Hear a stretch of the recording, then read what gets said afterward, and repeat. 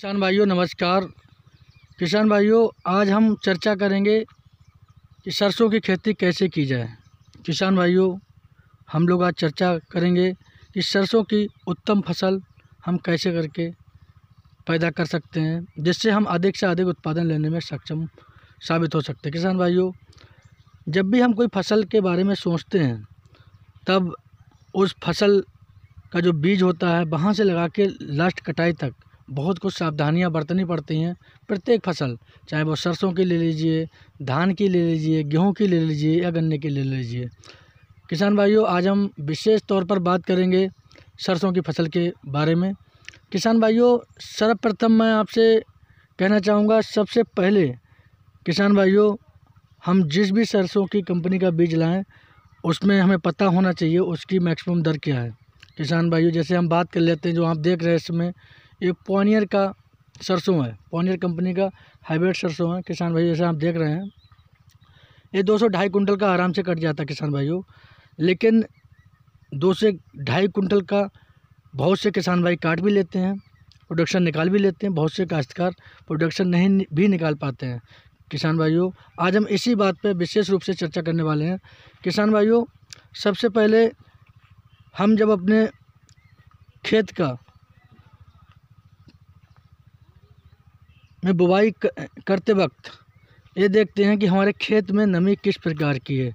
किसान भाइयों नमी इस प्रकार की होनी चाहिए कि ज़्यादा भी ना हो जिससे बीज सड़ने की प्रॉब्लम आ जाए, और कम भी ना हो जिससे बीज ना जम पाए। मीडियम साइज में नमी को ध्यान में रखते हुए किसान भाइयों हम पॉनियर की सरसों की बुवाई कर देते हैं।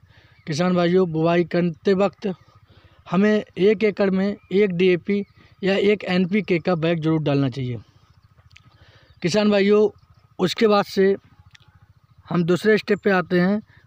किसान भाइयों उसके बाद से हम जब हमारी सरसों की डबल पट्टी या 4 पत्तियों वाली सरसों हो जाती हैं उसमें हमें पहला पानी देना चाहिए।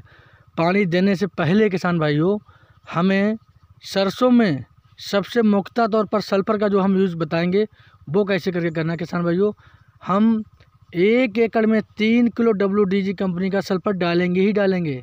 उसके साथ साथ किसान भाइयों 1 एकड़ में 45 किलो यूरिया भी होना चाहिए। उसके साथ साथ किसान भाइयों 1 एकड़ में 6 से 7 किलो जिंक भी होना चाहिए, जो मिक्सचर जिंक जिसमें हमारा कैल्शियम, मैग्नीशियम इत्यादि तत्व मौजूद होते हैं। जहाँ पर 16 तत्व भी मौजूद होते हैं, जिसमें 10% जिंक भी मौजूद होती है, उस जिंक की बात कर रहा हूँ किसान भाइयों में, ये ज़रूर डालना चाहिए।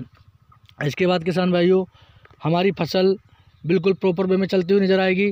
किसान भाइयों उसके बाद से जब हम देखते हैं किसान भाइयों कि हमारा सरसों का पौधा फूलने लगता है किसान भाइयों, उस समय हमें उसमें पहली CM 75 कार्बन डाइऑक्साइड मैग्नीशियम की स्प्रे करनी चाहिए या 45 की स्प्रे करनी चाहिए, जिससे किसान भाइयों जो भी फंगस होते हैं वो हट जाएंगे, हमारे फूल अच्छे आएंगे, पौधे में कंती निकलेंगी, जिससे हमारा पौधा ज़्यादा सरसों वाला बन सकेगा। ज़्यादा फूल आएंगे और जब ज़्यादा फूल आएंगे तो ज़्यादा सरसों वाला भी बन जाएगा किसान भाइयों उसके बाद जब हम देखते हैं हमारा फूल झड़ने लगे तब हमें फंगीसाइड की दूसरे स्प्रे करनी चाहिए किसान भाइयों, जिससे किसी भी प्रकार का कोई भी फंगस हमारी बालियों पर, जो सरसों की बालियां होती हैं, उस पर अटैक ना कर सके किसान भाइयों।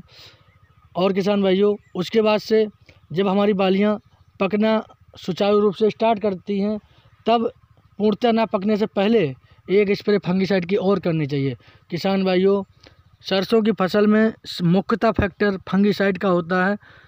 जितना आप फंगस की स्प्रे करेंगे मैक्सिमम 3 स्प्रे करने पड़ेंगी, जैसा मैं आपको बता रहा हूँ किसान भाइयों।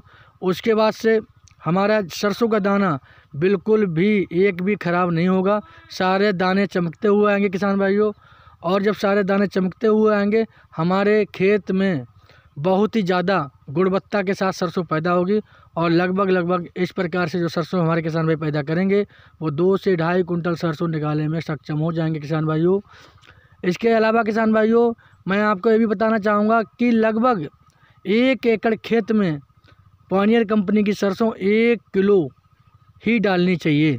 इसके अलावा कुछ काश्तकार भाई हमारे होते हैं जो कि सह फसली के रूप में सरसों को पैदा करना चाहते हैं, जैसे वो गन्ना लगा के पैदा करना चाहते हैं, तो किसान भाइयों मैं बताऊंगा वो अपनी सरसों 4 बीघे में आधा किलो यूज करें, जिससे सरसों के पौधे कुछ हमारी दूरी पर होंगे, उसका प्रभाव हमारे गन्ने के पौधे पर नहीं पड़ पाएगा। उसे भी हवा और ऑक्सीजन पर्याप्त मात्रा में मिलने के कारण वो भी अच्छा खासा पौधा हमारा सुचारू रूप से चल सकेगा, जिससे किसान भाइयों हम दोनों सहफसली गन्ने की फसल के साथ सहफसली लेने में अच्छे कारगर साबित हो सकते हैं। किसान भाइयों नमस्कार।